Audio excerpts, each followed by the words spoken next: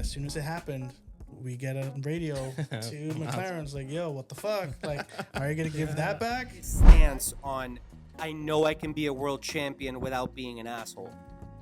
You know what I mean? And is that true? We'll that see. remains to be seen. But as of right now, respect no. If he's going to do this fucking T-pose, he needs to do the T-pose correctly. And he needs to do it on top of the car. Are we trying to do an intro? Or we let's just jumping straight into it? We've been doing all natural lately, so yeah, we can just say, hello, everyone, welcome back, blah, blah, blah. We just just jumping straight into it. What's up, gentlemen? What's up, man?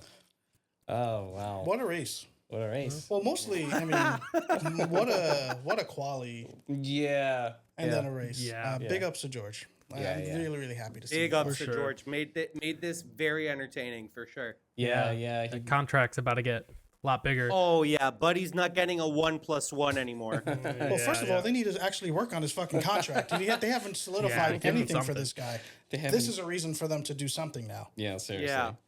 What a quali. What a weekend. But Awesome. We want to welcome a special guest with us. Why don't you give yourself a little intro, name your handle for social media, people could find you, and then we could just jump a little bit into, how you got into Formula One. We kind of chat a little bit about that before we get into the actual details of the weekend. 100%. Well, first off, gentlemen, thank you so much for having me. Of course. It's an honor. Of course. My name is Jacobo Waincier. That is Jacobo. I'm not even going to get into spelling my last name because it's a bit complicated, but my handle is my first and my last name. I'll drop the boys my actual handle, how to spell it out for you guys to take a look at. I'm born in Miami. Nice. Raised in Honduras. Nice. And yeah, man, I mean, listen, I've been an F1 fan hardcore probably since Miami last year, I have to admit. Ooh. That's a good race. That was. Yes, it was. I guess. I can see the 2025 Sao Paulo hat on Ben, and I could see the number 4 on there. Yes, right. I know I'm not alone here. I know I'm not alone here as a Lando fan, but man, I got really into it. No wins. I have to give credit where credit's due. I need to give a lot. I need to thank my brother. It's funny because my brother actually has gotten me into both my passions, which are F1 and cigars. I'm a certified cigar sommelier. My brother gave me my first ever cigar, and I smoke more cigars in 1 week now than he does in a year. Same thing with Formula One. It fits the Miami, the Miami vibe that you got going on. It's funny story. It's actually, in my opinion, more of a Honduras vibe. Honduras is a country with a very strong connection to cigars and tobacco. I think it's the 3rd leading country around the world in cigar exports. Oh, interesting. So, but no, man, listen, Formula One for me is, I think it's, first and foremost, I think if anyone here ever tells me that Formula One drivers aren't athletes, you're off your rocker, in my opinion, because I mean, the G-force these guys submit themselves to, I think we'll get more into it, but the conditions that they put themselves into, especially at races like Singapore, it's insane. And listen, I think there is a lot of sportsmanship in the sport.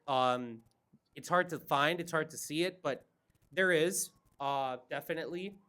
I think all 20 drivers on the grid respect each other in a big way, and I think that's the beauty of it. You're the 20 best athletes in your discipline in the world. Oh, for sure. Yeah.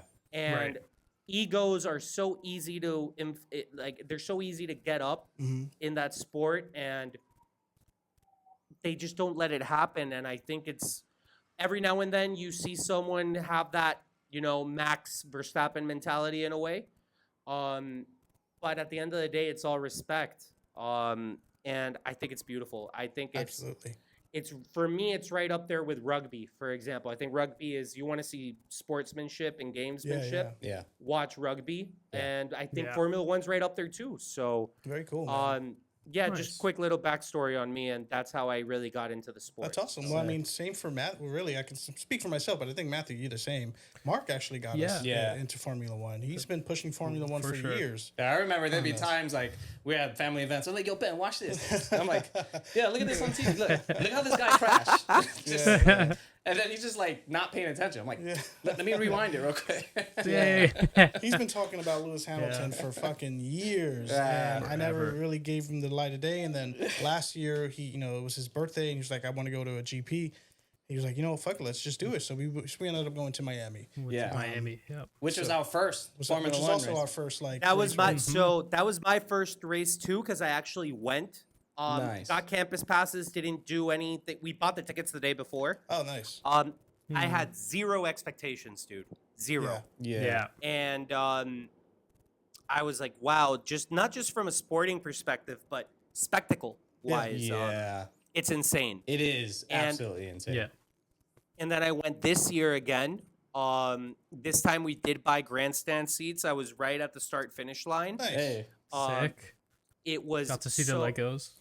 I'm dude. jealous. I was about to see the lights. I was able to see the lights go. I got to see Lando cross the line for the sprint win. I saw the whole Max Lando ordeal at turn 2. Did you see the Lego race? It was insane. Sorry? Did you see the Lego race? I did. I did see the Lego race. I think that's a whole other topic. I could talk about Legos all day, man. But that was a highlight of. I feel like my top moment. You know what was sad though, because it was so cool to see, like because I'm a publicist for a living, and from a PR perspective, it doesn't get better than that. Yeah.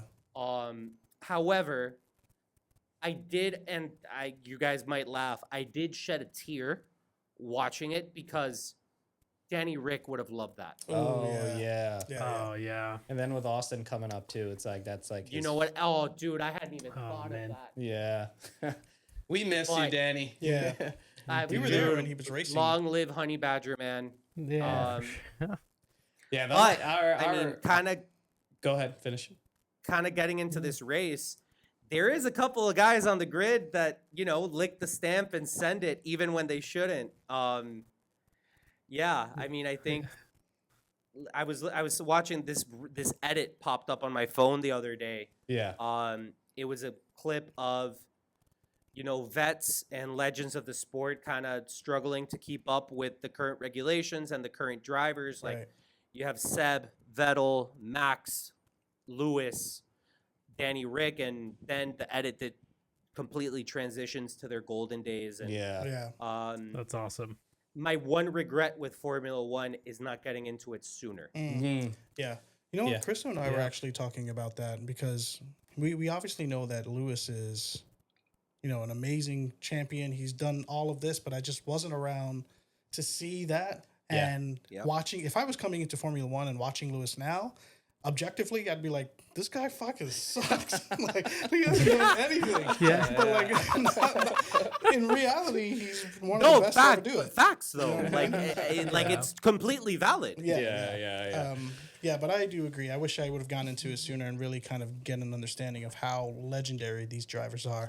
We're seeing it now with Max. And You guys watching sure. it now with Max is really the dominant era of Max's. I wish you guys were watching during 2021 to see that fight between Max and Lewis was absolutely legendary. Dude. Oh, trust me, I've rerun that whole season on F1 TV just for the hell of it. It's insane. I do think though that last year wasn't a bad season to get into the sport. No. I think it was one of the most interesting seasons in a while, and seeing it continue through to this year and how shit's playing out. Yeah. I obviously wish I would have saw all that stuff, especially Lewis earlier, but I'm happy with what's going on now. I'm just so excited to see where the hell the season's going. Well, dude, I mean, it's nuts, and far removed from Lewis as well. Like, I wish I would have been able to see like Nico Rosberg's championship season 2016. Jensen's world championship victory with Braun. I mean, dude, I could go all the way back to Fittipaldi and Jackie Stewart, but that's going way back. No, of recent memory, like dude, like watching Fernando at his peak, not just with Renault, right? But like even watching him at Ferrari. Like I'd pay big dollars to go back in time and get into it at that time. Yeah, seriously. That's awesome. What I was gonna say, I mean, no shots to Lewis, but I did want to just say, R.I.P. to Roscoe. Just R.I.P. That was heartbreaking, and it is. I can't imagine. No, it's just I think about Bruno and stuff like that, and not to change the vibe of the conversation, but just wanted to give respect to Lewis. No. I mean, vibe unchanged at all, in my opinion. I think. I think this goes beyond F1, right? I think we live in a day and age where being vulnerable is not just seen, it's not seen down upon, it's actually valued. Yeah. And it's wild to me that a man that has done it all, he's done it all, dude. He dated the supermodel. He's won world championships with both teams. He's become a emblem and a presence outside of his own sport. For sure. Yet he lost his best friend. Yeah. You know what I mean? And it's so easy for people to, put on this tough guy persona, yet Lewis lets it fly, man. And I think far removed from all the sporting aspect of his career, I think that's what I admire most about him. Like, even I remember there's a clip from, I think it's either the 2021 or 2023 season, where someone asks him, do you think you're a better driver now than you were back then? And he said yes. And a better teammate as well. Yeah. Lewis? And it just cuts directly to a scene of Nico and Jensen on a Sky Sports TV broadcast, listening to that. And dude, that hit me hard, man. Like I just think that he is a. I mean, again, they were young. He was young. All these guys start at a very young age, and you look at when Max first started, when look at Kimi now, all that stuff. Yeah, so look, dude. It's these guys are driving at such a young age, and then it just takes a lot of time for them to start to mature and get into the. And far beyond, getting up to speed and everything, but it takes a toll on them as well, like it's. Yeah. I mean, I like the one guy that pops into my mind immediately is someone like Checo. Right? Yeah. Checo moved to Europe at a very young age, man. I was seeing a clip of Colton Herta's dad the other day talking about how Colton moved to Europe at a very young age because his dream has always been to be an F1 driver, although he is a established star in IndyCar. Yeah. And they're on their way to the airport, and he asks his mom, what are you guys going to do with my room? And she's like, what do you mean? You're eventually going to come back. And he answers, no, I'm going to stay. It's a commitment. And it's commitment, man. And commitment can take a heavy toll on you. Yeah, absolutely. Jesus, who thought this would become a philosophical podcast? No, I think it's important to know and try and understand that part of not just this sport, but really any sport. People that have to put themselves out there, especially at such a large stage, we tend to forget that they're human and they have all of this stuff that's happening internally. We shouldn't forget that. No, absolutely. And for them to still perform at that level. Now more than ever too, with how popular F1 is getting, and people are getting to know the person behind the helmet a bit more too. I think it's you spoke about Lewis. I think he's definitely made his impact on the sport, and I think he it's just seeing. I get curious about all the new drivers that are joining, all these rookies in this new era of F1 where eyes are on them. I think now more than ever. It'll be. curious to see how these drivers kind of deal with that. Well, until as they Netflix fucking progress. completely ruins it and makes their own fucking narrative on who they are. exactly. That's true. Who's the next enemy, right? Yeah, I know. But Netflix to accepts Matt's that. point, like you don't have to go too far to see this. Even like, taking the Roscoe situation out of the equation, look at Hadjar, look at Isaac. Oh yeah. The way he started his season, literally crashing in the formation lap, and Yep. and I can't forget the creator who said this, but in a world of helmet Marcos, be an Anthony Hamilton. Ooh, You know what I mean? Seriously. Yes. yeah. And look at him now. He's a F1 podium sitter. Yeah. He, in my opinion, he's the my favorite rookie of the rookie. year. Oh, Yeah. for sure. He's Yeah, the for rookie sure. of I the have to get year his helmet. as of now, Yeah. if the season were to end now. Yeah. But Yep. also, that I think is in a very large way the reason why I'm such a Lando Norris fan. Not because of his speed, because in my opinion, he is the fastest driver on the grid. Yeah, he's fast. I like bar for bar, not in terms of racecraft necessarily. Like he's the fastest driver. But more importantly, his stance on I know I can be a world champion without being an asshole. You know what I mean? And Yeah. is that true? We'll That see. remains Well, to be seen. But As of right I now, no. respect Almost it. there. As of right now, Yeah. I don't As of think right so. now. You need to be some type of Yeah. asshole to Yeah. fucking do it because kinda have Which to I be selfish, think yeah. is the perfect segue into the race. Yes, exactly. Yeah. Hey, well, Yeah. let's jump into it. Well, we had Let's this. talk We about it, 'cause just crazy wrapped weekend. up the Singapore Grand Prix, one of the most brutal races on the season. They had a Just heat physically. advisory as well because Yeah. they introduced special suits for the drivers to wear because of how hot it gets. These drivers are, even watching afterwards, you can tell they don't want to do any of these damn interviews. They just want to take a moment, freaking drink some water and sit down because it is physically one of the most brutal races on the grid, I think, outside of maybe Qatar, when that one comes up. But it's just the humidity levels are ridiculous. it's there. funny because But- I was like, Yeah. I'm not the most geographically inclined, but I know my countries. Yeah. But I didn't know where Singapore was. So I search up on the map. I'm like, where the fuck is Singapore? And then I'm seeing and I see this line across. I'm like, what the fuck is this line? It's the fucking equator. I'm like, Yeah. I'm like, damn, okay, it's hot, I guess. I didn't is think hot. that's where you were going at all. I was like, what is this? So It I is- did not know they were It that is close to the fucking equator. hot. That It is. location is crazy, which is why it's a night race. So It's the I mean, original night which- race. Yeah. I mean, it's dude, crazy. like you guys came to the Miami GP last year. Yeah. I've gone the last 2 Yeah. years. Tell me there is not a case to be made for the Miami race to be a night race. Yeah, I 1,000% agree. 100% Yes. agree. That is an amazing For idea. sure. Yes, it was We hot as were- fuck. We were fucked.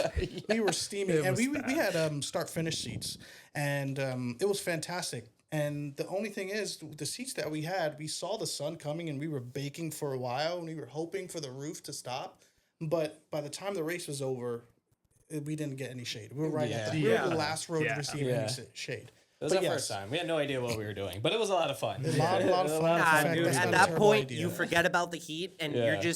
you're just having a just watch it. blast, slamming the insanely overpriced beers Oh yeah. back to back. Oh and yeah. Matthew and his Red Bull vodkas was just like, Yeah. Oh my coming god. in, like, Yeah. just I don't know bringing if I it do in. Red Bull vodkas at the Miami had GP, to. dude. Matthew was Matthew doing did it. it. Matthew I did was it. losing it. That's Oh, actually not a Orlando terrible idea though. up. To make night race Miami race would be cool. At least switch it up. But so Singapore Yeah. Grand Prix has 62 laps, 19 corners, 4 DRS zones. I didn't know that 4 DRS Yeah, zones. That was very actually really short. cool. Yeah. See, the thing That's about got to be the highest amount on the calendar, right? I believe it is, yeah. And so. historically, it's a one-stop strategy, like pit strategy, in terms of like, what the teams decide to do. But it could be very difficult to overtake because again, it's a street circuit. There's concrete walls. There's literally like no room for error when it comes to racing and getting the most out of the track, which is why qualifying was absolutely fucking insane. So let's jump straight into quickly qualifying. Yeah. There's a lot of drama around the qualifying. And we could chat a little bit about that. I'm sure there's a lot of people that are probably confused, like, what is this? This doesn't make any sense. But as I did some digging, reading, hearing some commentary, some other people talk about it a little bit, I can understand some of the confusion. Wait, what are you talking about? What confusion? Let's hear it. All right. So one of the biggest things about qualifying that happened was Max during his last hot lap, he bailed at the very last corner because Lando was slowly, was ahead of him, and then he was slowly then driving into the pit lane. Oh, I see. Most people look at that and are like, Lando didn't do anything wrong. What's going on? I don't understand. Why did Max decide to bail? But it all comes down to dirty air. Yeah. Yep. And I think obviously you can't see it, right? And you're probably like, what the hell's going on? But towards one of the last corners, you could see Lando slowing down more than he should have. Now, I'm not gonna say he did this on purpose or not. Maybe he was just, again, there's a lot going on. He's in his in lap. He's slowing down. He's gonna eventually go into the pit lane, but he slows down a little bit more than he historically or anybody historically would, and then decides to drive off. And you could see Max going into, I forget what corner it is, but it's like that last chicane. I think it's 15 or 16. Yeah, and he gets a little bit of oversteer. Little shake. A little shake. And then that throws him off. And he was up on George, by the way. Yeah, by like 8,000ths of a second. Yeah, he was up on George. So, which is why when Max bails and slows down, he kind of I don't know what he does towards him. I don't think it's a middle finger, but I don't know if it's a thumbs up. Yeah. Which is why everybody's Max is just complaining because what did Lando do? But now I'm not saying Lando did anything on purpose. I don't think he did. Maybe he did a little cheeky thing. We were just saying but he needs some of that asshole energy. Maybe that's what. Maybe that's it. Yeah, maybe. I mean, the only person that would ever know is Lando. No, but I think that's one of the biggest things that happened, and I don't think a lot of people caught that. But I wanted to get everybody's thoughts on that. Personally, I think a couple things, right? I think first off, it is not in Lando Norris's best interest, given where he's currently standing in the driver championship standings, to have Max Verstappen as an enemy. So let's start there. I don't think he did it on purpose. I do, however, think he knew what he was doing. Mm-hmm. Not to say that he was doing it on purpose, but he knew, which is the way Max thinks if you think about it. Right. Any little thing, dude, you see it throughout the season. The margins have been so tight. Yeah. So any little thing matters. Thank God they got rid of the fastest lap point, by the way. Yeah. Because, that'd be a whole nother ordeal. But I don't think he did it on purpose. On the other side of the spectrum, I don't think he's close enough to Max on his in-lap to really affect him with the dirty air. That's my personal opinion. Yeah. Mainly because he's so far off the racing line when it happens. If he was on the racing line, I'd be 100% he knew what he was doing. Yeah. He did it on purpose. However, he was very off the racing line. Right. How fast was he going? So remember, this happened right at that very last chicane. Yeah, this was going before right when Lando was going into the pit right? entry. Before you even see it, right. Maybe we could play it back for everybody, during this episode. But as you see Max approaching that very last chicane, going into turn, I think it's that. One of the last turn, one of the last turns, yeah. You could see Lando, he's slowing down a little bit more than he would during that chicane before he then picks up. So it's right where then Max gets there, where he catches that oversteer. But Lando wasn't on a hot lap or anything like that, so... He wasn't, and it's a little weird, because I think it has to do with being within a certain, how can I explain this? Like you have to be at a certain speed. I see. To first of all, get out the way at a certain at a good time, but for also the dirty air to not affect as much. From what I understand too, is that the dirty air can linger for around like 2 seconds or so after, depending on how fast they're going.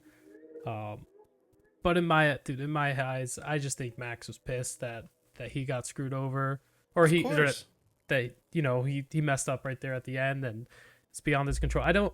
I think in the end, none of this really would have mattered because for some reason George Russell just fucking had it. Yeah, this entire time, and even Max had no way of catching up to him once the race started, and it was just kind of settled at that point. So I don't know that it made much of a difference. I think Max is just being pissed. Well, if Max is not in first place, he's fucking pissed. And you mentioned that you don't want Lando to make that's the mentality you have to have.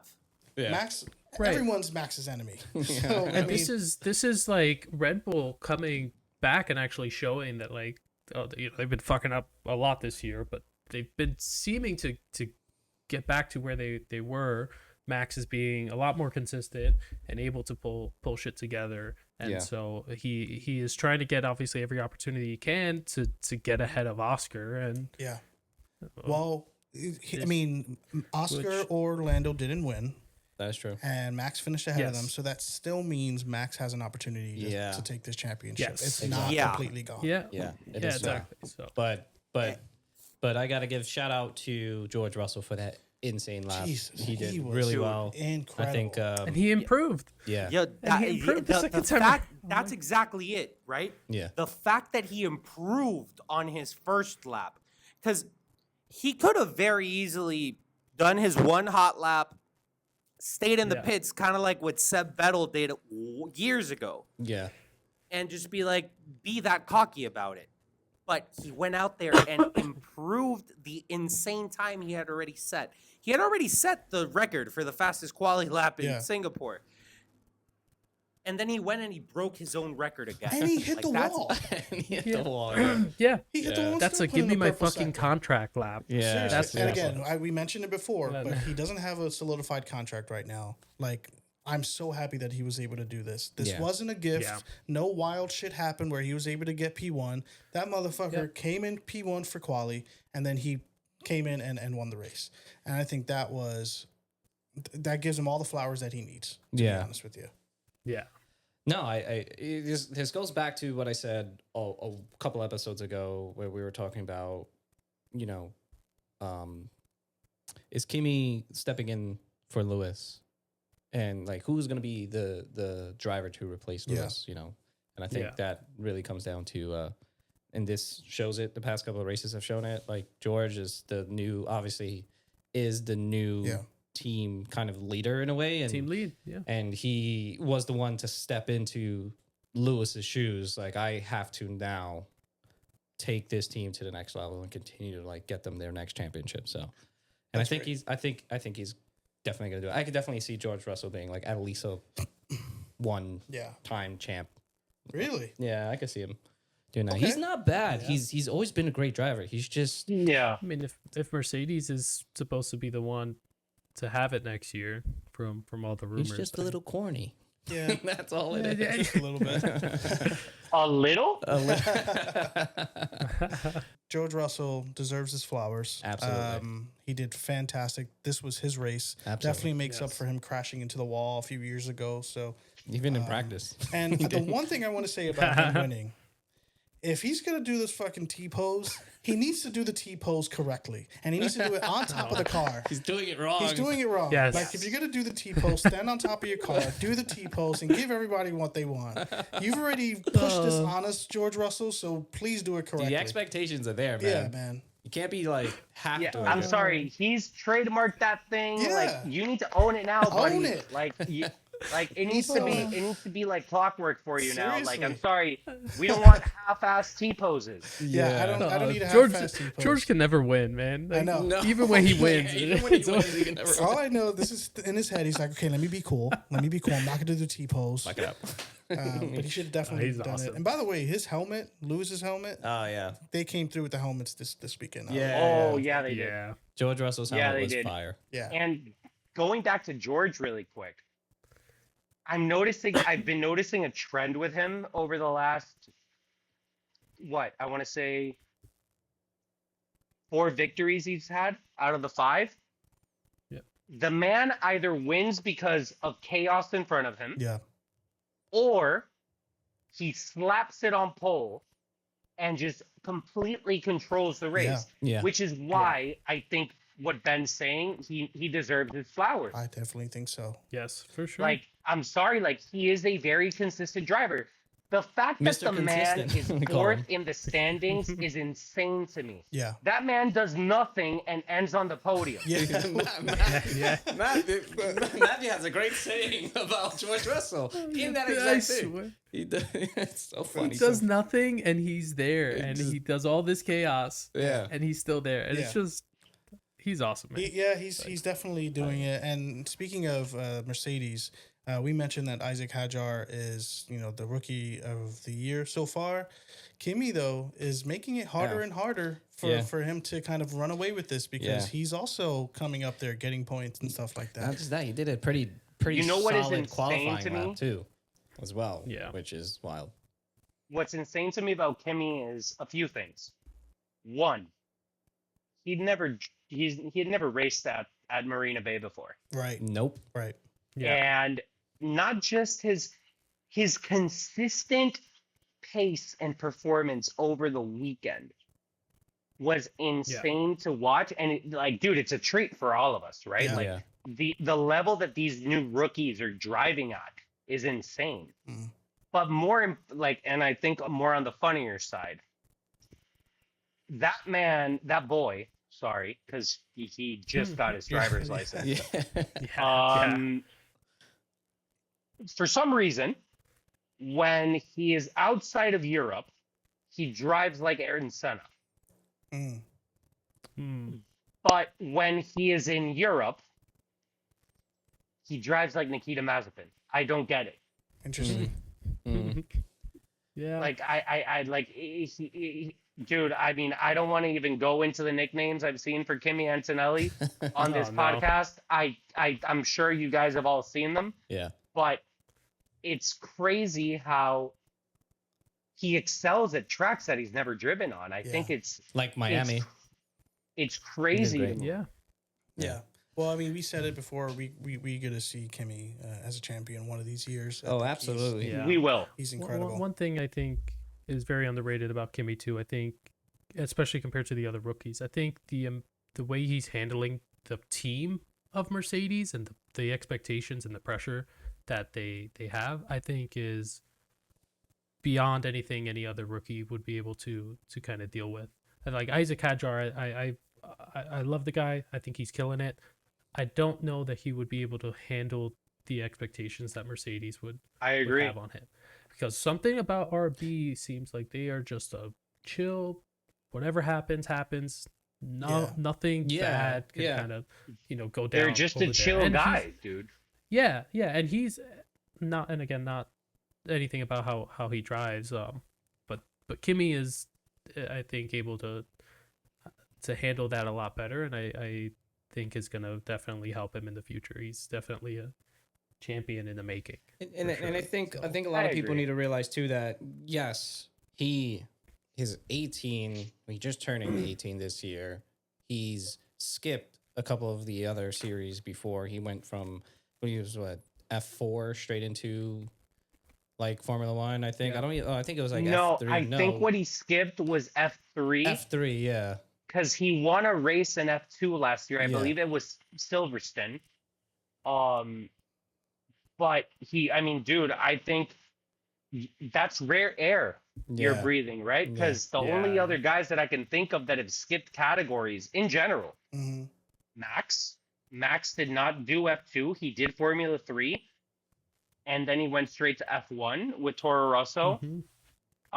Lewis definitely went through the whole circuit. There's a couple of guys on the grid, man, that Sainz came in at the same time as Max, and he did F3 and he didn't do F2, and all of a sudden Oh, I didn't know he's that. yeah. Check me on that, right? Yeah. Yeah. I know I'm 100% right about Max. I'm not 100% sure that I'm right about Science though. Yeah. No, but I think also like going earlier this season, there's a couple of situations where it was out of Kimi's control, you know, with the DNS, the engine going off, For but sure. they haven't had that since. And at least George hasn't seen it or experienced it since. But, you know, I mean, even Lando experienced it before George did, which is really interesting. But so, but I think, you know, for all things considered, I still think he's up there. Right now, I have Hadjar as rookie of the year, and Kimi is like literally right there, right behind him. Right there. Yeah, And they've both been the two best rookies that, you know, this season so far. Absolutely. So, and I think granted, I do think all rookies bar, and I hate to say this, bar probably Colapinto, have put in great performances. I mean, Gabby Bortoletto, he's right there with Kimi for second best rookie of the year, if you ask me. Yeah. Then you have Lawson. I mean, Lawson's not a rookie, but the things he's been able to do after the adversity he faced early on in the season, I tip my hat to him, man. Yeah. And Like I don't like him this personally. week. Right? Like I'm a Checo fan till I die, dog. Yeah. However, listen, I gotta give credit where credit's due. And what Liam Lawson did in Baku, to me is nuts. What he did in Austria too. He drove a beautiful race. So did Gabby Bortoletto. Ollie Behrman's put in some very good, not race performances, but quali. Where I mean, I'm gonna go ahead and say it. I think quali's more of a pressure cooker moment in the weekend than the race itself. And Ollie Behrman's put in great performances. I think Colapinto's issues are heavily related to Alpine, not necessarily related to Franco. However, I mean, if you ask me right now, I think we're going to be seeing an Estonian in that seat next year. I don't think we're going to be seeing Franco, unfortunately. I don't think so either. Yeah. Yeah. It's really interesting. What about Jack? Why not bring him back? I mean, give him a chance. Yeah, I know, right? Seriously. Flavio, unfortunately, and listen, I'm with you on it. I agree. I think Jack Doohan deserves a shot. But Flavio was very clear the other day. I think it was during the Baku Grand Prix, where he said the only people in contention for this seat are Franco Colapinto and Paul Aaron. So, unfortunately for Jack, if he's going to get a seat in F1, it's going to have to be with another team. Yeah. And I don't see that happening. RB? Because I don't know that they have locked in their... Did you see what happened with Alex Dunn this weekend? No. Oh. Alex Dunn part ways with McLaren. Oh yes. Wow. Yes, I did see that. Interesting. And Helmut Marko is a big Alex Dunn fan. Okay. Yeah. He has, and if you look, I mean, I don't know if you guys follow F2. I do personally. I love it. Sure. You watch Alex Dunn race. He's a Red Bull driver. Nice. Through and through. Nice. Yeah. Okay. He has the speed of a McLaren driver. However, the way the racecraft, his mentality is that of a Red Bull driver. And Love to hear it. Liam Lawson's, if you ask me, Liam Lawson and Yuki are in trouble, man. Yeah. So, Yeah. not to mention that Arvin Lindblad is most likely going to drive for Visa Cash App next year. I think so. I think it's almost certain now. I think they announced it, and then but they haven't mentioned anything about Yuki. Yeah. Again, we said it a couple of episodes ago. I think Yuki's done so. I think so too. Yeah. Unfortunately, unless he can pull a podium out of his hat before the end of the year. Yeah. Good luck. Which, to be fair, with the current state of that Red Bull, dude, he put it in the top 3 for qualifying in Sao Paulo last year. Okay. I don't put it past him. Like, would I be surprised? Yes. Would I be shocked? No. Yeah. Yeah. I think Yuki's fate is going to be as a reserve driver at Aston, just given the fact that he's a Honda racing driver, and Aston Martin is bringing in Honda next year. Next to that Adrian Newey monstrosity that's going to come out most likely. That's going to be. I'm very curious. But boys, listen. Yeah. I think it's time we get into the papaya rules, or better, lack of. That's what I have in my notes. I have lap 1, Oscar. Yeah, so let's jump into the race then. This is a great segue into lap 1, turn 1, 2, and 3. Yeah. Let's see. Yeah. That was pretty wild. So, okay, cool. One thing I want to make sure so the people, I can paint the picture for everybody. It did rain an hour before the race. He did. So all that grip from practice and qualifying fucking gone. Gone.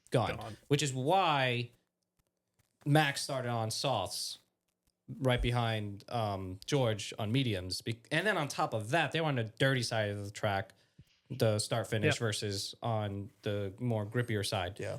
When I think the idea, the strategy was fresh pavement, not as much grip. Hopefully soft tires could compensate for the lack of grip and get him in front of George, but it didn't play out that well. And I think more than anything, I think it had to do with his positioning in that start finish, being on that side of the track. That's not so, if you really look at it, I think outside of like Lando, almost everybody on that side didn't have a proper go at the once the lights went off. So I think I was hoping for a Max win today because it just adds more excitement to as a McLaren fan, so was I. You can count it as he got ahead of the two people that actually matter. So. He got ahead of both McLarens, and that pushed them back, which still makes him in contention for the championship. Which, if anybody could pull it off, is Max Verstappen. Yeah. So and that's coming from a fucking diehard Lewis Hamilton fan too. So just saying. It's wild. Well, I mean the first go at it. We see Lando come already, like he shot up to the front, and then they had that little right around Kimmy. Yeah, they had their little touch, and he ended up overtaking him. Slapped essentially he banged into Max, messed up his front wing, which stayed that way the entire race, which was really surprising. Which kind of makes sense because it's not a super fast racing track. Yeah, it's a lot of downforce for this track. Yeah, right off the bat, as soon as it happened, we get a radio to McLaren's like, yo, what the fuck? Like, are you going to give that back? And I told you that they opened up Pandora's box by letting in Monza. Yep. And I have a thought about that because I still think that Oscar should have just not listened to them, and he set himself up for that. Like, I'm sorry that whatever happened, and there's papaya rules and this and that, but the what are you gonna do, fire me? Settled essentially. Yeah, exactly. I'm gonna win you the championship, and then you're gonna get rid of me. No, like, just sorry, Lando, you did this to yourself. You shouldn't let me go first. I would have just stayed out in front. And and now they're obviously this shit happened. You know who would have done that? Be all sad on the radio. You know who would have done that? Max. Yeah. Max would have been like, no, I'm not giving back nothing. He did it to Checo. He did it to Checo. He did it to Checo in Brazil a few years back. He's like, no, I told you if this happens, I'm not going to do it. I don't care. Oh, I have my reasons and I stand by it. That's exactly what he said. And this is why Max is fucking four-time champ, man. Yeah. And I think that's, I feel like, going back to what I said before, all of these drivers, Lando, George, Oscar especially Lando and Oscar, both of them, need to fucking take a page out of Max's book and be a little bit more selfish and be more aggressive. Yes. Because even Charles Leclerc, and he did a little bit of that during the Netherlands when he was racing with George, and he was just like, fuck that, I'm staying. He didn't give up, and he managed to overtake him, and look what happened. It rewarded you. And do more sim racing, everybody, too, because that's also cool. Because obviously it's working for Max. It's fucking driving another series off on your off days and winning, which is insane. Yeah. So anyway. He complained about teamwork. But no. And that kind of pissed me off a little bit. It was like, dude, you're in a championship contention. Like, people are going to fight. And I'm so happy to see Lando pushing. Hell yeah. But Oscar needs to keep his elbows out. I don't know what's going on, but this shit's not going to come easy for him. No, it's and not. He needs to, I feel like when Oscar is behind Max, he's like a whole other person. Oh, I 100% agree. Yeah. I feel like he gets scared. I don't know. Yeah, I mean, I would get scared too, but, you know, it's like... Listen, a few things. Bear with me here. Yeah. One, pardon my French, but where the fuck was this Lando Norris earlier in the season? I fucking agree. Oh, man. yeah, for sure. I agree. For sure. Dude. And I think a lot of that came from him thinking how far ahead he was last year, that the team was just going to have his back and just assume that they were going to position him and give him all the proper papaya rules, but then not realizing, oh shit, Oscar's actually winning a lot. And like, I need to start being a little bit more selfish, which I feel like he's starting to do more. He needs to do more. Like Monza, he stood quiet. I don't know if people peeped that. He didn't bitch. He didn't complain. He just said, whatever. He didn't say anything. He didn't say anything. Yeah, and mind you, it's happened multiple times already. Yeah. No. So yeah. Out of the two, I do think Lando is my favorite to win the championship with the two McLarens. And it's not a knock on Oscar. I like him. No, but I've just been watching Lando race for so long now, and I've seen the ups and downs of his first entering with McLaren and like where he's at now is just night and day. And I feel like he's just super hungry and wants to get this win. And listen, I've been saying this since Abu Dhabi last year. I was telling my brother after the season ended last year, we're going to get to a point next year where Oscar Piastri is going to be leading the championship, and it's going to appear as if Oscar's a sure shoo-in for the championship. However, there's a few points here that I think people seem to forget. Oscar Piastri doesn't know what it's like to drive a shitty car. He came into McLaren, and I think it was by Silverstone 2023 where McLaren kind of figured out the car a little bit, and you could kind of see the early stages of the uprising come. Yep. Lando Norris put a car that had no business being on podiums. Yeah. Before Oscar even got to McLaren. So let's start there. Second part, Oscar doesn't know what it's like to be at this point in the season and be fighting for a championship. Yeah. This is new territory for him. Yep. And to that point, I think this is where I think F1 fans are insanely toxic. He's human, dude. Oh, yeah. Just the same way Max is human. He's not a robot as much as he appears to be. He's human, man. Yeah. Look at Austria. Look at what happened earlier this year. Yeah. Lando's human. George is human. Charles, Lewis, the whole 20 of them. They're human. Even and Marco. this is the moment of the season where I think Lando Norris's title charge from last year, his failed title charge, is going to come in handy. Yeah. Yeah. I hope I'm right. Listen, I'm a Lando Norris fan. I identify with the guy a lot. Yeah. Sometimes I'm my own worst enemy. Yeah. Seriously. But the Norris that I saw today, teeth out, elbows out, fuck you. That's what I've been waiting to see since Bahrain this year. Yo, Ben, you've been calling it for I'm telling you, but man. But that's the Norris that you saw. The Oscar that I saw today was crybaby. Like, hey guys, are we gonna do papaya rules? Like, hey, this is not fair. And that scares me, dude. Like, this championship's not gonna be fucking given to you on a platter. You had all of this lead. You're losing it slowly. I mean, that is your and own mind doing, you, you've had help. Yeah. Like, for example, listen, don't quote me on this, but I do remember it. Andrea Stella, after the Saudi Arabian Grand Prix, saying, we might have accidentally designed this car more to Oscar Piastri's driving style. That doesn't matter, in my opinion. I think if you're a good enough driver, you get accustomed to the car that you've been given. More importantly, though, you had a Lando Norris DNF in Zandvoort. He crashed into you in Montreal. That's 50 points, dog. Yeah. That's 50 points. You have no, and I think the telling tale of Oscar is Silverstone. That 10-second penalty he got, do I think the 10 seconds are harsh? Yes, I do. I don't think it's a 10-second penalty, but I do think it's a penalty. Absolutely. I do think it's a 5-second stop and go. And he was crying about like, hey, I think this is pretty unfair. I think we should swap positions and race. Like, dude, if it was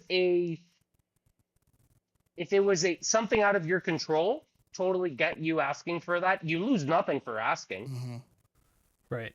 Do it. But what you did in Silverstone was completely 100% his doing. Like, and it could have been really bad too. So, well, Oscar's not having the greatest couple races. I mean, he not only didn't get papaya rules, he was obviously kind of left back there. His pit stop was fucking terrible. And what is up with McLaren's pit crew? Like, they've had the worst stops for the last like fucking 6 races. Dude, I was telling my brother this about a week ago. I wouldn't be surprised if we come to 2027 and one of them is no longer at McLaren. I'm surprised they're still at this race. It's unacceptable. It's unacceptable. Like, I'm sorry. I don't know what it's like to change a tire, but if I'm a tire changing guy and that's my fucking life, to take the tire out, though, and put like the tire it's in, true. Or screw it in. Listen, it's very easy for us to judge a pit crew. You pay me to travel the world. one job. Right? You pay me to travel the world. Obviously, I gotta take this tire out. I'll do obviously, I'm being very harsh, but like, come on, guys! Like, you're fucking with people's potential championship run here. Like, if you need to put in the work after hours, like, you better start unscrewing some bolts, figuring that shit out, because you're really screwing people's shit out. I'll put it to you this way: if Lando's pit crew would have, because I'm not going to talk about Monza, even if he got a good pit stop, he was never catching Max. Right. But at Baku, if Lando's pit crew would have been on it, you said that. Ending Singapore, he'd be inching at a single digit difference between Oscar. You know what I mean? Yeah. So these are this is a team sport, dude. Yeah. As much as people say it isn't, it is. And I mean, that's listen, I think Lando's gotten a lot of bad luck lately, especially after Hungary. There is a case to be made for a lot of mechanical issues that Lando's had this year that one could argue he'd be leading the championship right now. I'm not going to get into that. I think it's petty. Yeah. But at the same time, that's part of racing. Yeah, it is. It's part of Formula One.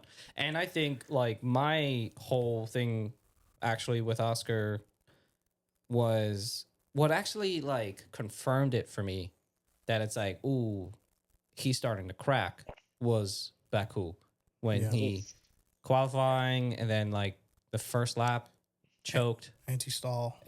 All that. Like, I feel like it's getting to his head. He's starting to get a little nervous. And I feel like that's where the lack of experience is coming in, where even though Lando could mess up, like, he causes himself to, like, he is his worst enemy, like you said. Yeah. He bounces back all the time from those things. Right. And he doesn't, like, I feel for me, this is just my opinion, he doesn't allow it to get to his head.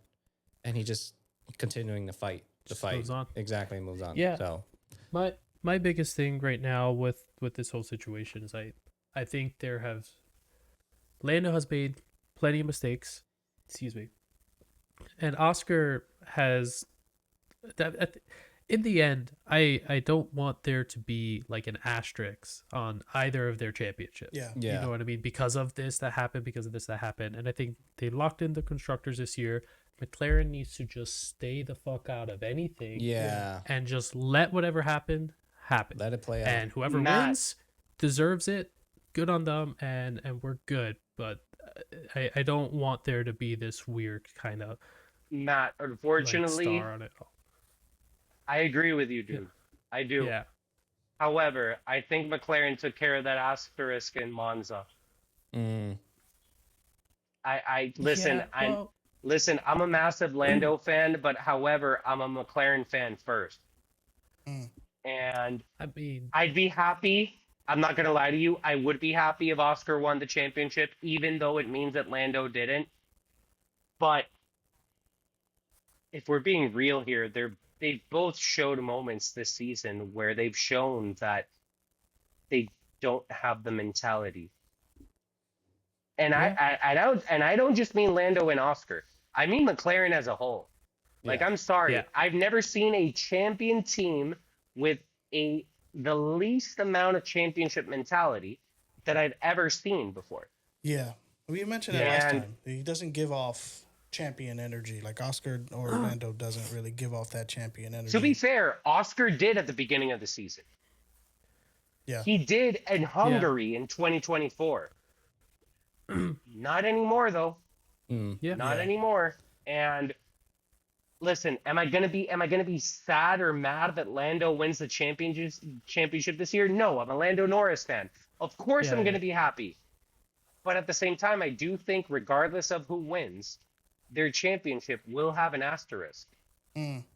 That's true. And I honestly, I feel like what's going to happen. And I feel like because everybody, all F1 fans, us included, everybody's kind of talking about the fight between Oscar and Lando and who's actually going to win. I feel like a lot of people, are probably still thinking it's going to be a McLaren driver that's going to win the championship. However, I'm kind of hoping Max takes it from both of them as a learning lesson too. to like, Me too. y'all both need to get your shit together because while y'all have the fastest car, I have the third or fourth fastest car, and I am still whooping y'all asses in a Red Bull that we just now figured out what was going on with it, and now I am hungry and I'm hunting you guys. And going back to your point about you thinking Lando is the fastest driver, I do agree with you somewhat, but I still think Max Verstappen I get it. is probably and again, the disclaimer, I Yeah. am a huge Lewis Hamilton fan. Max is like not somebody that I would ever I never thought like Eddie, Nick, like you guys listening to this, these are the guys. Nick is a good friend of mine. Eddie used to sim race playing the game with him. We used to argue back and forth. During 2021, we were playing the game and we were fucking talking shit to each other all the time. He was a huge Max fan. Was it like a Call of Duty lobby? Yeah, it was worse. It was worse than them Xbox Call of Duty lobbies, but it was. We would talk about it all the time, and we went through that whole 2021 season just arguing and fighting over this. And now look at me. I'm like, yo, Max is fucking ridiculous. He's ridiculous, man. And I feel like something tells me he's gonna come away with it. He's gonna win his fifth. Yeah. And this is probably the most deserving out of 2021 that he wins, like out of all his titles. If he comes back and wins it, he's done so well this year. All those pole positions, Japan, like all these, like coming back, like he's been doing so fucking well, man. And it's Agreed. like Oscar and Lando and McLaren, like the way I look at it, it's that Oscar and Lando have the McLaren car, right? Yeah. Red Bull has Max. And it's like Max doesn't have the car. They just have him as a driver.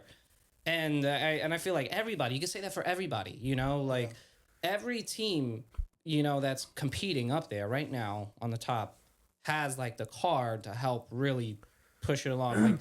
Like there is no reason Max should be competing like with that car right now for a driver's championship when you have Lewis and Leclerc in a Ferrari, then you have George Russell and Kimi in a Mercedes, and then you have Lando and Oscar and McLaren, and then you have this guy in a fucking Red Bull.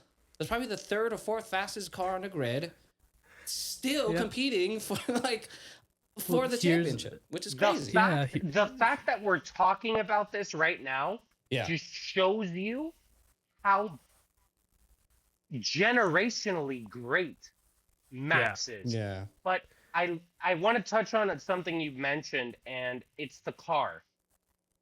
Right? I think McLaren's biggest enemy, and bear with me, is money. What's McLaren's name? Sure. What's McLaren's name next year? Is it McLaren MasterCard or is it MasterCard McLaren? Yes, sir. MasterCard, Yes, yeah. it is. Is it really? Yeah. Sponsorships. This is where publicist Jacobo comes into play. That logo right there, it comes with a shit ton of expectations. Right. Mainly moral ones, because MasterCard's in an industry where having a soul doesn't mean much. Yeah. But when they bank on the amount of money that they're giving to McLaren, they're looking at this as a PR move, and that's a big reason why the championship fight between Lando and Oscar is playing out the way it is. They want to show fairness. They want to be like, hey, we can win both championships and keep it fair and square.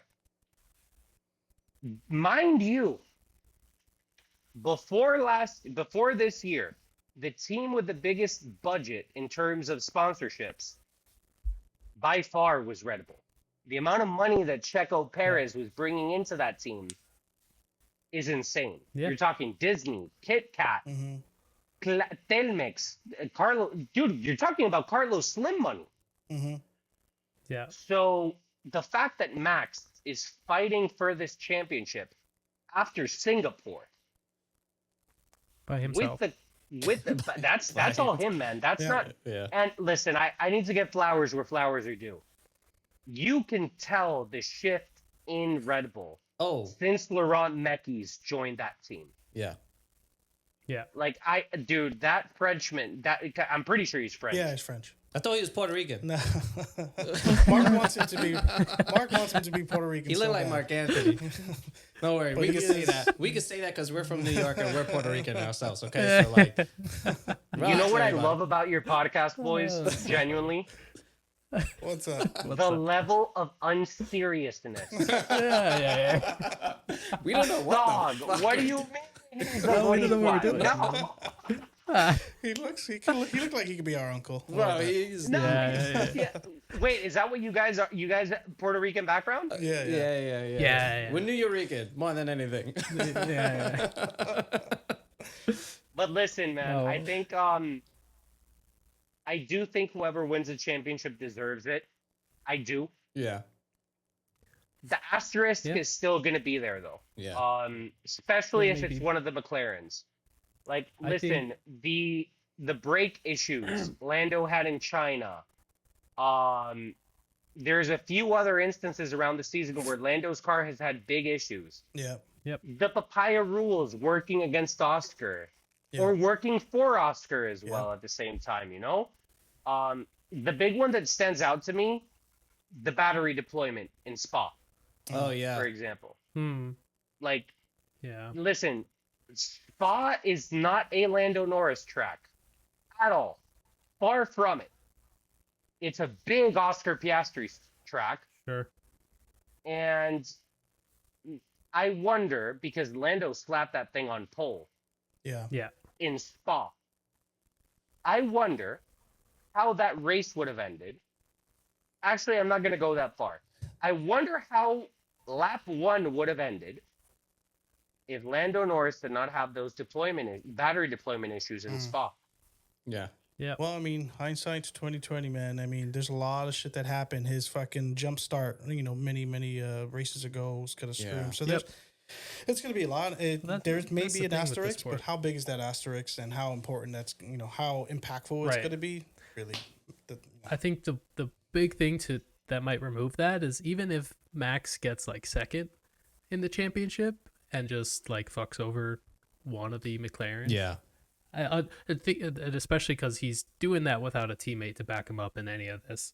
And I think he's been doing that since the beginning of these new regulations. Like he's been fighting for the championship on his own since 2020, since 2022. I wouldn't say 2021. I always give Sergio Perez, Checo, so much credit for. Nah, for I'd helping give him credit for 2023 as well. He won a couple of races that year. Yeah.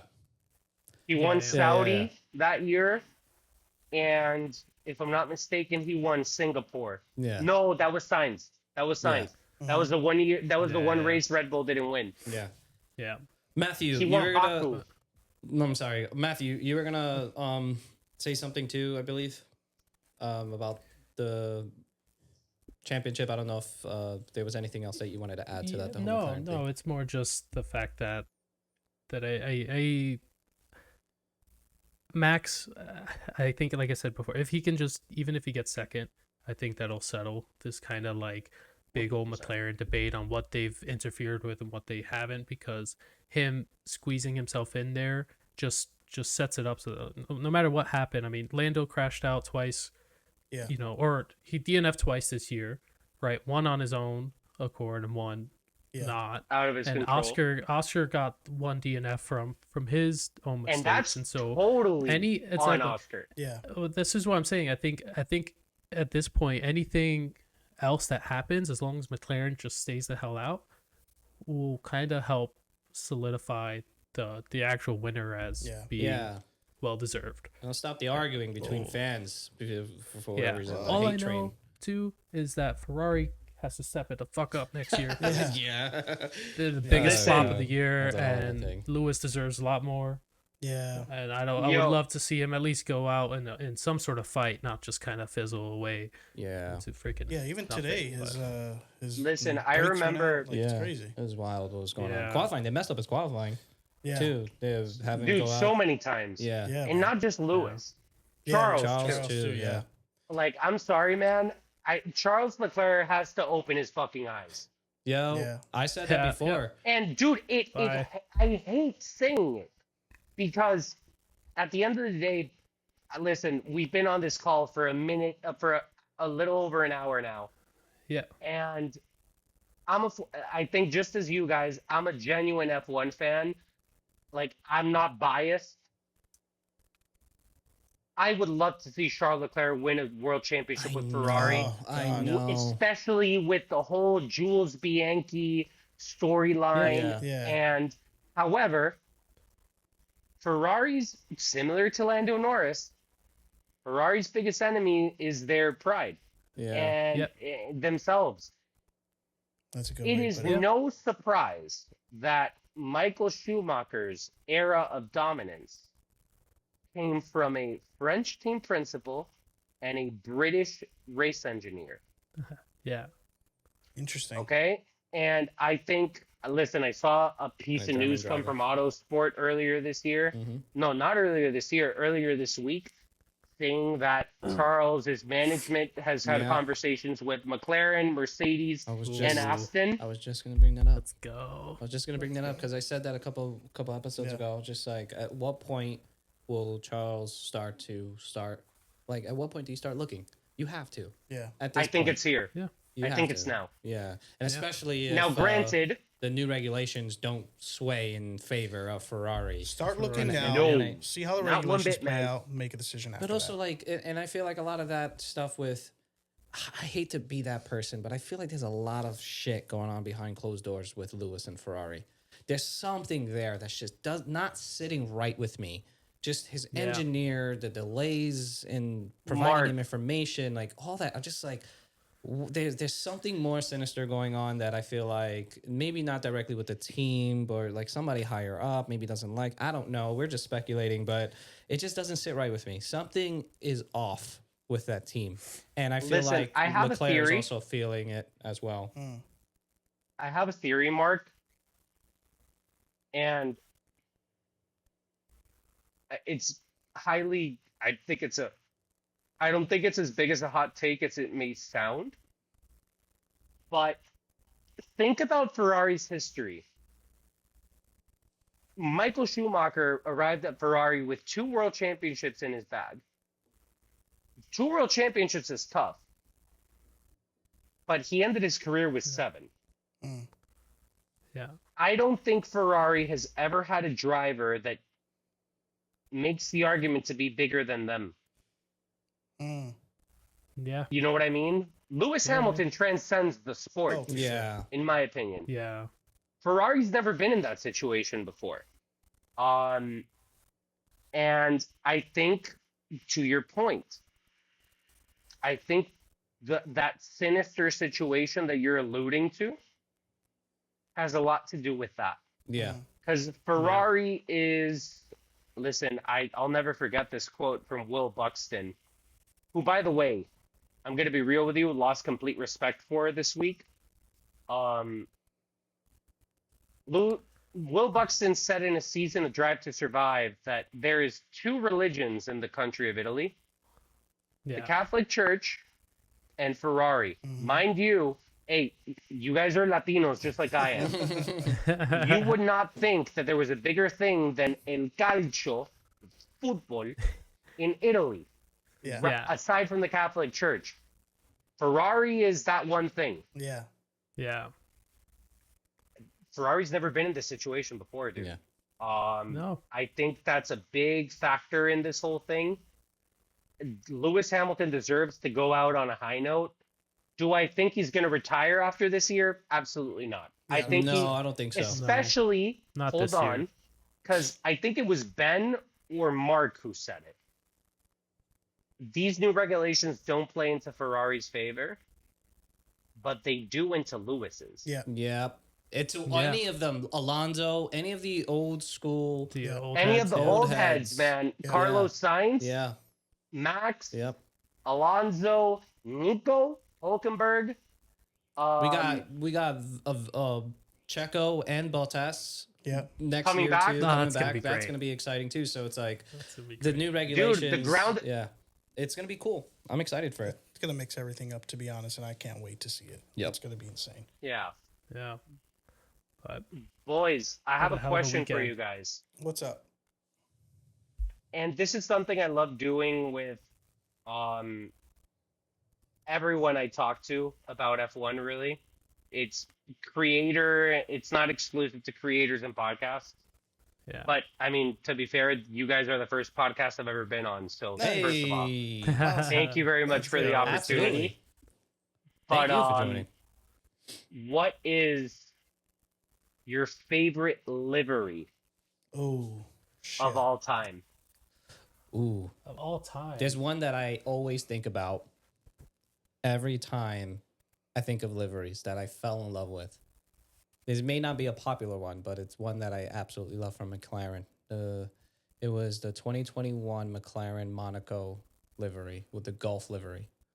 It was just such a like nod to old school Yeah. like Motorsport. the motorsport and the Gulf livery with the baby blue and the orange, and it just Yeah. looked so race car. If you look it up right now, Matthew, and Ben, if you look it up on your exactly, phone, that's exactly what I'm. it's a beautiful, beautiful livery. I absolutely love it. My favorite. And they have the merch to go with it. Yeah, That's sick. yeah. I'll show you right now. I don't know many liveries. I've only been watching now for 2 years, but I would have to say Red Bull's Japanese livery with the flowers was that was beautiful. also- That shit's Yeah. Yeah, dope. Yeah. it's Yeah. beautiful. I like it. It's like You mean the one that came with the hat that had Red Bull in Japanese Yeah. Well, it was. was it this year? I think it The was white this and year. red one, The- right? last year? Oh, Yeah. it was the last year one with the flowers. That's all I remember. Yep. Yeah, The white yeah. and flowers. That one was really cool. The red I one. love Japan. So yeah, that for me that would be it. The red one this year was pretty solid. The white and red. Yeah, that thing was fire Yeah. with like it was kind of like resembling the Japanese flag, Yeah. especially with the number decals. Yeah. Yeah. Yeah. Yeah. I got the McLaren Monaco. Ben, you did I last got year the Japanese. Japanese, Yeah. Matthew. One similar to Ben, I don't know many liveries offhand, but one that stands out to me is the McLaren Chrome livery. I love it. I seen that. Yeah. Second would be Ferrari Blue last year's. That was our first race. Oh, the Miami actually. one? Oh, The Miami one, yeah. The Ferrari Baby Blue. That one was sick. yeah. No, but they screwed that. But- They screwed that up, dude. I'm A sorry. little I bit. would have made the full car baby blue. I know. They only had the wheels blue, but it was a So throwback. so Hewlett Packard branded. Well, not this year's, last year's. No, Yeah, no, last year's. Last Yeah. Oh no, but you're right. This That- year's was more HP. Yeah. I agree. This year's was Yeah. very HP. Mine. Yeah. I also like McLaren's Senna livery. Oh, The yeah. Senna Oh, livery the with one from yellow and Monaco green last one. year was Yeah, fire. Yeah, that yeah, was sick. Yeah, That one's that awesome. thing's sick. It is That's nice. So mine's tough because, and this is something my wife and my brother like. They give me crap for it all the time. I'm ready. I'm a to search, historian. Like whatever I get into, I'm a historian. Yeah. And that does not exclude F1. For me, it's a battle for first between two. It's the McLaren livery during the Mika Hakkinen, David Coulthard days. I think that thing is badass. Okay. But I mean, if I'm real with you guys, actually, it's a 3-horse race. Have you guys ever seen the 7-Up livery of the Benetton Schumacher's driven? No, Yeah, I haven't I seen that one. Yes, that thing's sick. I know which one you're talking about. Either 7-Up, right? Michael? But yeah, Let me see if I can but find it. if I had like gun to my head, Oh, that's the Jordan Honda Buzzin' Hornets one, the black and yellow. Oh, that's sick. We'll pull those up. Nice. Put them on the Yeah, screen for everybody. yes. Yeah, dude, that That's thing what is I'm doing right now. sick, man. That's awesome. That Well, thing yeah. is dope. Well, let us know what your favorite livery is and Yeah. see if we can find it because I'm curious to see. I'm a big fan of liveries. So. Yeah. Listen, I'm gonna send Mark because I started collecting 1x18 model cars recently. Yeah. And I have Heinz Harold Frenson's Jordan Honda. I'm gonna send Mark a picture so he can show you right after Nice. we finish recording. Yes, Was it please. these like size ones like this? Yeah. That exact size. Oh, yeah. Yeah. That's sick. Nice. Yeah. Awesome. I got a bunch of shit here. Well, so maybe good that's stuff, that's guys. that's a good one. What's our next race? Yes. Let's. What do close we have this out. next? So what do we got next? It's Austin. Austin. Coda. Oh, that's You- right. Coda. Austin. The Austin, let's go. United States Grand That's gonna Prix. be sick. I always leave Which, out. by the way, the Mhm. fact that race isn't going to be a sprint next year is an absolute travesty. Yeah, it is a Oh, sprint yeah. weekend too. Oh wow. Yeah, okay. yeah. So, and this we expect to see a lot of overtaking because this is a very traditional racetrack. Like, I love technical- Coda, man. yeah, it is not easy to drive. Like, it's a lot of like the way that they set it up is it's a really nice racetrack. It's very difficult to race in the actual game itself too. But I highly Yeah. recommend, Mark, that you go in and read about how Coda was designed. yeah, Ooh. okay, They take a lot of components from a lot of circuits around the world. yeah, I'll do that and look into it too. But Coda it's gonna be Circuits of the America is gonna be really really dope, and I can't wait for that one. Yeah. And That's gonna be good. We'll see. What are we thinking going off of the Singapore GP? I'm not gonna go as far as saying podium Who won prediction. last year? Last year it was Max? Charles. Oh, last it was year was Charles. Charles. Yes, it was. Shit. Well, Yeah. that's definitely not happening. Nope. I mean, no. Let's go into it. We always end off our things with quality predictions. I don't know if you guys want to do quality predictions or race I predictions. just do overall. Overall, Let's all right, do race, overall win. in my opinion. yeah. I'll start. I think it's gonna be a Max, Lando, Oscar. I don't see Ferrari being up there, but I have a feeling Max will. Yeah. You know what? Yeah. I see George Russell being up there too. So Okay. I'm gonna do Max, Lando. I feel like the next couple of these races don't suit Oscar so well. Yeah. To be No, completely they honest don't. with you. So I thinking, and I called Listen, that with Baku. If we're and- honest here, yeah, there is one racetrack left on the calendar that really suits Oscar, and it's Qatar. yeah, yeah. Yeah. So I'm That's thinking it. Max, Lando, George. Okay. I'm thinking Lando, Max, Charles. Okay. Charles has been consistent on your top Yeah. three since the beginning of the season. One can pray. That's my driver. I kind of did away with Lewis. Like, it's just, Yeah. but the car's been improving a lot though. But yeah, go ahead, Matthew. No, I'm thinking Max, Lando, Oscar as well. Nice. I think Max is coming back. He's gonna be putting a lot of pressure. Oscar, I don't think can handle it. Lando can fight with Max, at least try to, but Yeah. Okay. but I'm expecting one of them to crash. You know, I feel like that was a really I they, think like, there's one touched more each other last McLaren year, right? DNF left this year. yeah, Yeah, and I yeah, think yeah. I think that I'm sorry, I don't mean to interrupt me or jump into before you go, but saying what you're saying, Matthew, I 100% agree with you. Oscar hasn't had an opportunity to fight anybody really, truly fight somebody outside of Leclerc, maybe during the Monza race. Yeah. And somebody had commented on one of our videos, kind of like, "Oh, what do you mean Oscar hasn't fought anybody? There's this race, this race, this." Yeah, but was that really fighting? I'm talking about fucking fighting with like somebody like Max, lap after lap, or somebody. You could make the argument, Mark. Oscar and Lando really fought in Austria this year.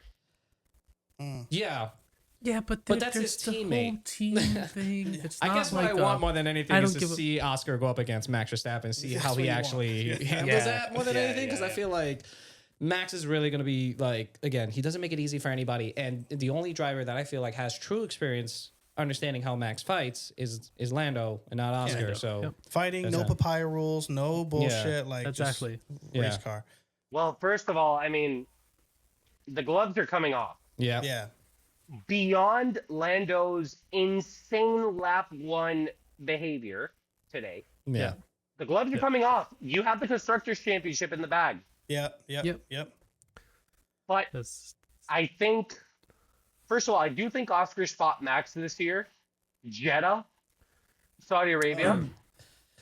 But that was a lap 1 thing. That was a lap 1 thing. In that sense, I do get what Mark is saying. That Oscar hasn't fought someone mid-race this year. He hasn't. Yeah, he hasn't. He has the car. The car has allowed him not to have to do it. That is true. Right. But getting into what I think is going to be the running order,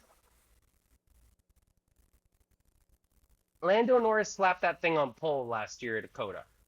And it was, and even he said it, that's the best quali lap of his career. Which, at that point, I'm sure it was. I guarantee you he's putting Monaco as his best quali lap ever now. But I think Lando could win Coda. I don't think he's going to sweep the weekend, though. I don't think he's going to win the sprint. I think that's a Max Verstappen win. Yeah. I think it's going to be Lando, Max. I think Mark is going to like this.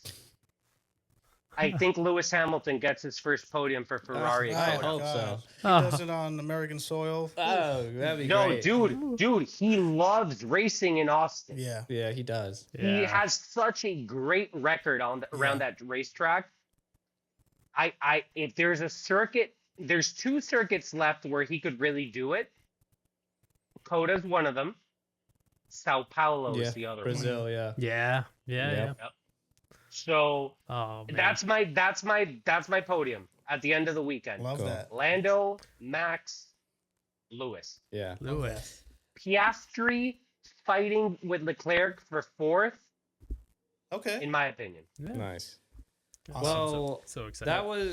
That was very fun. I know there's probably a couple of things that we could have touched on during the Singapore Grand Prix, like honorary mention. Some of the rookies like Ali and Hajar like doing Fernando, nice for example, overtakes from the even Kimi doing like a crazy overtake, like Lance Stroll had so a much sneaky good race. Carlos Sainz going from 20th to points. That was great. You know, after getting disqualified, so Hajar gets points. Hajar gets points with shit. Exactly. So to wrap it all up, thank you everybody for watching. Thank you so much for joining us. Jacobo, thank you, brother. Yeah, fun. Thank you. This was see what we want to do is we want to get more fans on and talk racing, and this is exactly what we were looking for. So we really appreciate you being on. Yeah, boys. No. First, listen, I don't know who's the community manager for Turn 14, but it's all over the whoever reached out to me the first time to join the pod, I think it was right after Zandvoort. Yeah. If I'm not mistaken. Yeah. I want to thank you guys honestly, because far removed from the content creation and content creator aspect of this whole thing. I don't know about you guys, but whenever I run into someone in public wearing F1 merch, I get really excited, man. Like the kid in me comes out. More often too. So and loving it. This being a fan of this sport comes with a lot of, I don't want to get so dark about it and be like comes with sacrifice, but dude, I mean, your mental state for one day out of the week is in the hands of a driver. And being able to air your stuff out and talk about it with people who, yeah, we might not be, we might not have been into the sport for as long as most diehards have been, but we've embraced it in a way that it makes it seem as if we've been a fan of F1 since we came out of the womb. Yeah, seriously. And having those conversations, for me personally, that's what the sport is all about. Sport in general. Mm-hmm. It unites people, man. Oh, and sure. Look at the World Cup, the World Series, the Super Bowl, the NFL playoffs. And I mean, dude, the Stanley Cup playoffs, in my opinion, the greatest postseason in American sports. I mean, I know I'm gonna catch heat for that in the comments. I really don't care. But listen, more than appreciating the opportunity to be on with you guys, I appreciate your time. Yeah. And I really, really loved the conversation with you guys. I know for a fact it's not going to be the last time I'm on here. And listen, I want to place a little bet with you guys. Okay. Before we wrap up here. Let's do it. And I mean, obviously Ben's going to be rooting for me on this one. If Lando Norris wins the world championship this year, we all go to Montreal together because it's the closest race to you guys. Oh, we haven't gone to that one yet. If Oscar wins, and I mean, mind you, this is, for shits and gigs. If Oscar wins, you guys come down to Miami for the season opener. Wow. Oh, I'll do it. I'll do it. I'll do either. Mind you, I'm being generous here. You're not coming on a Grand Prix weekend. Okay. I see. Okay, fair enough. Well, and Max wins? I mean, Max wins. I think at this point of the season, we go to Austria for the race. We go to Austria. Yeah, exactly. Oh, no, I mean, you want me to get crazy with it? I'll get crazy with it.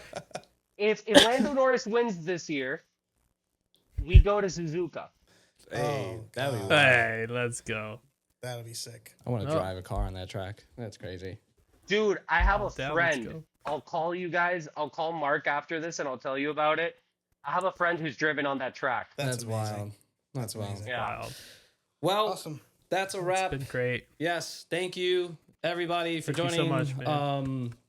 We'll see you on the next one. We have the United States Grand Prix in a couple of weeks. We have something cooking up that we're working on for big announcement coming soon. Big announcement for our New York F1 fans.